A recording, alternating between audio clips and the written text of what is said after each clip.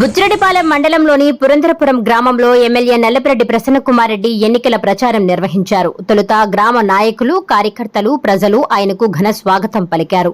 వాడవాడలా తిరుగుతూ ఎన్నికల ప్రచారం చేశారు. అనంతరం ఆయన గ్రామ ప్రజలను ఉద్దేశించి మాట్లాడారు.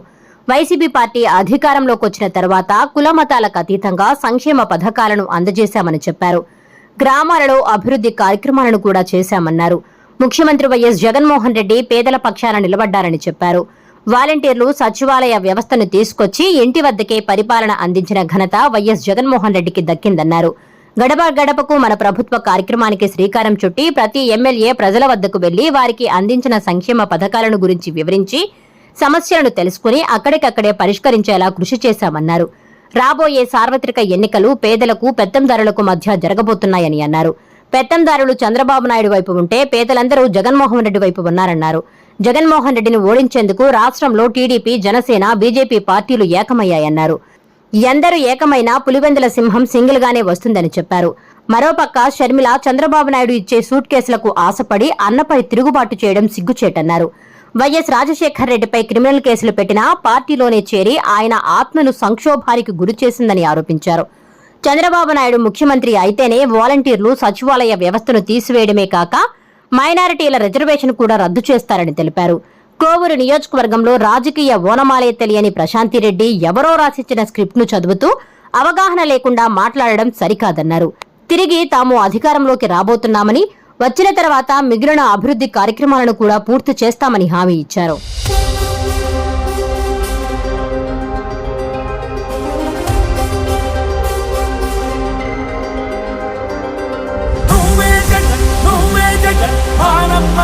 నువ్వే జగన్, నిన్నే జగన్, నిన్నే జగన్, మేం నమ్ముతాం నిన్నే జగన్. మా నమ్మకం నువ్వే జగన్, మేం నమ్ముతాం నిన్నే జగన్. మా నమ్మకం నువ్వే జగన్, మేం నమ్ముతాం నిన్నే జగన్. నువ్వే జగన్, నువ్వే జగన్, మా నమ్మకం నువ్వే జగన్, నిన్నే జగన్, నిన్నే జగన్, మేం నమ్ముతాం నిన్నే జగన్. నిన్నే జగన్, నిన్నే జగన్, మేం నమ్ముతాం నిన్నే జగన్, నిన్నే జగన్, నిన్నే జగన్, మేం నమ్ముతాం నిన్నే జగన్. ఏ నాటికి ముమ్మాటికి నమ్ముకుంది నిన్నొకడిని మాత్రమే. చుక్కలు ఎన్ని ఉన్నా మా సూర్యునిది నువ్వే, దిక్కులు ఎన్ని ఉన్నా మా దిక్కున నిలబడి తలబడి కలబడి నిలిచిన నేతవు, భ్రాతవు, దూతవు సావి నువ్వు. మా నమ్మకం నువ్వే జగన్, మేం నమ్ముతాం నిన్నే జగన్. మా నమ్మకం నువ్వే జగన్, మేం నమ్ముతాం నిన్నే జగన్. నువ్వే జగన్, నువ్వే జగన్, మా నమ్మకం నువ్వే జగన్, నిన్నే జగన్, నిన్నే జగన్, మేం నమ్ముతాం నిన్నే జగన్.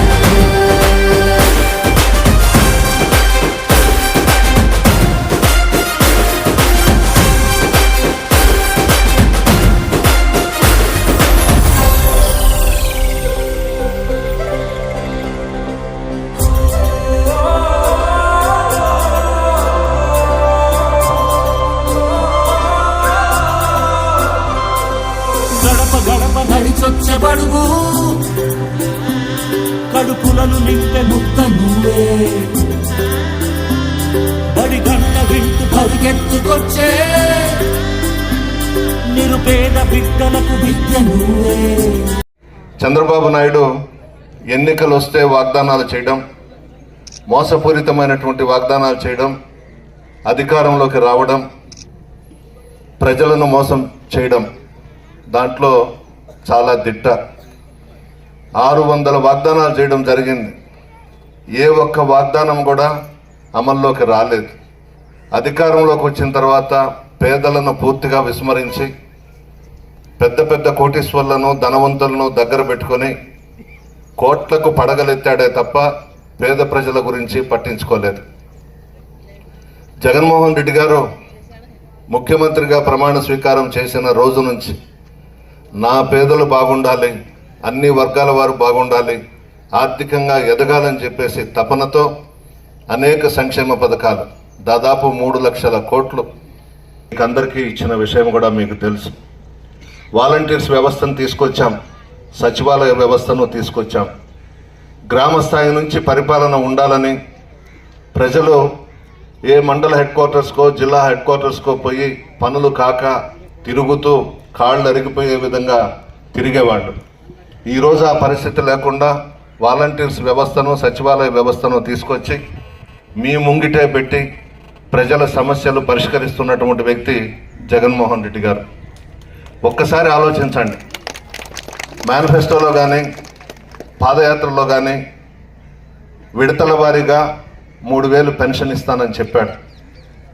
అదేవిధంగా మాట తప్పకుండా 3,000 పెన్షన్ వాలంటీర్స్ ద్వారా ఉదయాన్నే 4:30-5 గంటలకల్లా వితంతవులకు అవ్వా తాతలకు వికలాంగులకు అందరికీ ఇంటికే తీసుకొచ్చి ఇస్తున్న విషయం కూడా మీ అందరికీ తెలుసు. చంద్రబాబు రాజకీయం చేసి వాలంటీర్స్ ఎక్కడ ఫ్యాన్ గుర్తుకి వేయమని చెప్పి చెప్తారేమోనని భయపడి తన చెంచా అయినటువంటి నిమ్మగడ్డ రమేష్ని కోర్టులో వేయించి స్టే తీసుకొచ్చి వాలంటీర్స్ చేత పెన్షన్లు పంపిణీ జరగకుండా చూసినటువంటి వ్యక్తి చంద్రబాబు నాయుడు.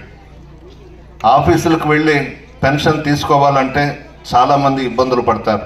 33 మంది చనిపోయినారు రాష్ట్రంలో. ఈరోజు ఈ ఎన్నికల్లో అందరూ ఏకమైనారు.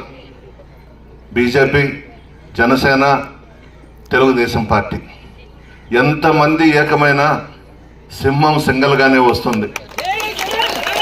జగన్మోహన్ రెడ్డి గారు మీ ఆశీర్వాదంతో మిమ్మల్ని నమ్ముకున్నటువంటి వ్యక్తి. ఆయన కోటీశ్వర్లను నమ్ముకోలేదు. పేద ప్రజలే నాకు అండగా ఉన్నారు, నేను సంక్షేమ పథకాలు ఇచ్చాను, వాళ్ళ ఆశీర్వాదం నాకుంటే చాలని చెప్పి మిమ్మల్ని నమ్ముకున్నాడు.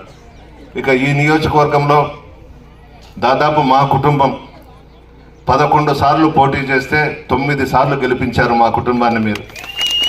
నల్లపురెడ్డి శ్రీనివాసరెడ్డి గారిని, మా తండ్రి గారిని 3 సార్లు గెలిపించారు, నన్ను 6 సార్లు గెలిపించారు.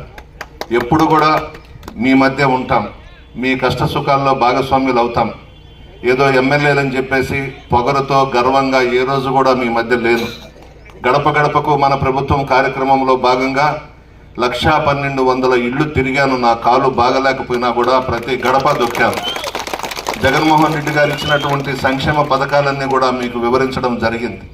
పెద్ద ఎత్తున ఈ కార్యక్రమానికి శ్రీకారం చుట్టి మామూలుగా ఒక ఎమ్మెల్యే వస్తే ఒక సెంటర్లో షామేనా వేసి అర్జీలు ఇప్పించి 2 మాటలు చెప్పించి పంపించేస్తారు.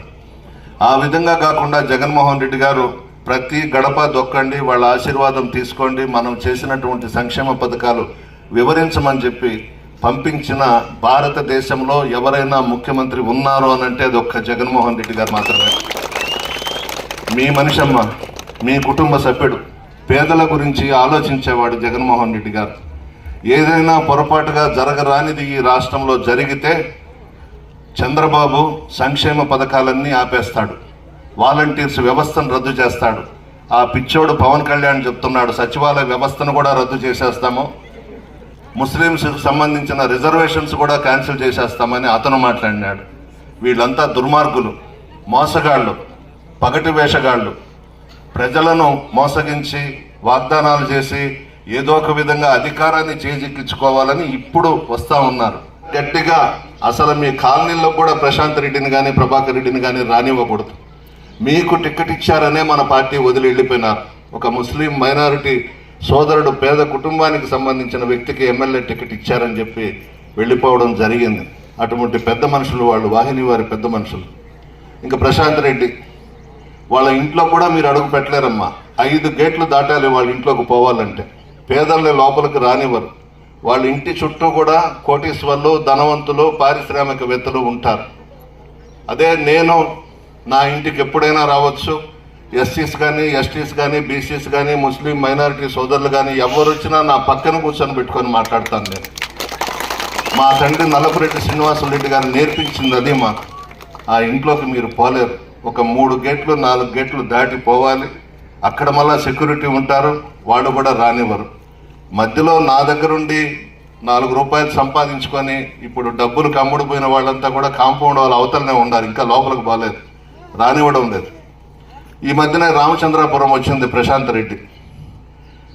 ఎమ్మెల్యే ప్రసన్న కుమార్ రెడ్డి రామచంద్రాపురంకే రాలేదని మాట్లాడింది. సిమెంట్ రోడ్లు వేయలేదని చెప్పింది. సైడ్ డ్రైన్స్ కట్టలేదని చెప్పింది. నేను వేసిన రోడ్ల మీదనే వచ్చింది. అక్కడ ఎదురుగా కనబడతా ఉన్నాయి సైడ్ డ్రైన్స్ కూడా. 85 కోట్లు పెట్టి కేంద్ర ప్రభుత్వం రాష్ట్ర ప్రభుత్వం నిధులతో మంచినీటి పథకం శాంక్షన్ చేయించాను. సంఘం నుంచి పైప్ లైన్ వేస్తూ ఉన్నారు. అది కూడా మాట్లాడిందంట. అంటే ఎవరు రాసిస్తే అది చదివేస్తుంది. తెలియలేదు అమ్మాయికి. ఎవరు స్క్రిప్ట్ రాసిస్తే దాన్ని చదివేయడమే. ఆ వర్క్ జరుగుతూ ఉంది రామచంద్రాపురంలో.